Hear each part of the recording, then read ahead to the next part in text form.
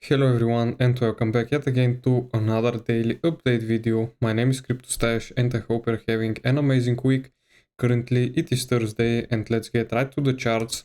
Bitcoin is dumping after the FOMC news yesterday. Basically we got a 0.25% cut as expected, as you can see right here. And after the news, the price, as you can see, and during also the press conference, has started massively dumping to the downside and is right now sitting at the most important support that we have right here for this price range. You can see basically the value area low plus the moving average, the 200 TMA right here, basically 108k is for right now the most important level that Bitcoin needs to hold in order for us to basically start potentially reversing higher. But as of right now, things are not looking good at all for Bitcoin. Also, the stock market is dumping a little bit today. You can see after the RSI got very overbought right here. The Nasdaq basically got a correction of almost 2% to the downside. If we enable the weekly periods, you can see we are right now sitting exactly at the weekly artery, which is right now acting as support. Also for Bitcoin, Bitcoin is currently, you can see right here, sitting at between the S1 and S2 for the week, and also our RSI momentum on the lower time frames is currently hitting the 20 line, you can see.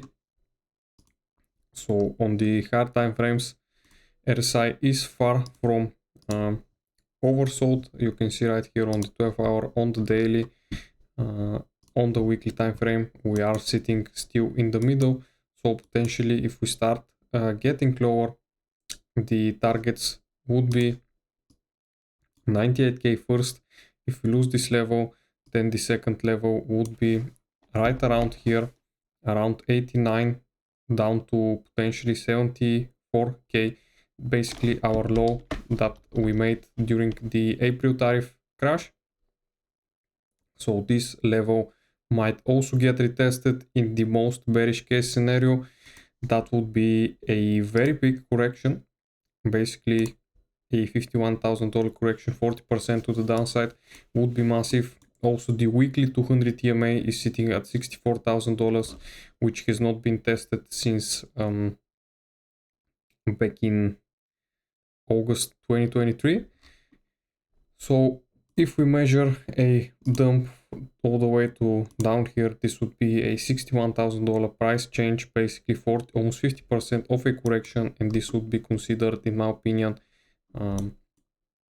basically potentially entering a bear market territory, or if this is a leverage push out correction to all the late buyers right here, basically this would be a very nice massive opportunity. But these levels are right now just theoretical. Basically the first most possible level that we are going to be seeing right now is the $98,000 right here, this low being taken out. Basically it is nothing much, just 9% to the downside, almost $10,000 in price change. Basically to get down there, it won't be much of a problem if the bearish trend still continues. Ethereum is also right now pushing below the most important support line right here. You know which line I'm talking about. I'm talking about the 4-yearly resistance into support line flip, basically. You can see Ethereum is right now basically touching the value area low and also pushing below this line. So if we start getting some candle closure confirmations below and then a bearish retest, we might fill down the wick or potentially go even lower towards this range that we had right here previously back in 2020. I think it was this year, but it was during April, during the tariff market crash. Hype right now still looking potentially as if we're going to reject from the weekly R1 and we are going to be starting to push lower. Since we are not yet out of this downtrend, you can see we are still getting rejected, so another push lower would be also possible for HYPE, but this will be, as you know, another buy opportunity. SUI right now looking really bad, basically pushing below the value area low. XRP also starting to push lower. Basically right now all the altcoins are starting to push lower. The Bitcoin dominance is reversing, as you can see, a little bit moving averages starting to reverse to the upside. The dollar also starting to push up, and as you know, if the dollar starts pushing up right here, if we go on a hard time frame, historically, if the dollar starts running to the upside, basically potentially something like this, then this would be not a good look for Bitcoin. As you know, if the dollar is strong, then Bitcoin tends to be weaker, and otherwise, if the dollar is weak, Bitcoin tends to be stronger. So the S&P 500 also, you can see, rejecting right now from our weekly R3 and is right now testing the R2 as support. So very interesting week. Tomorrow is Friday. We don't have much news that will affect crypto tomorrow.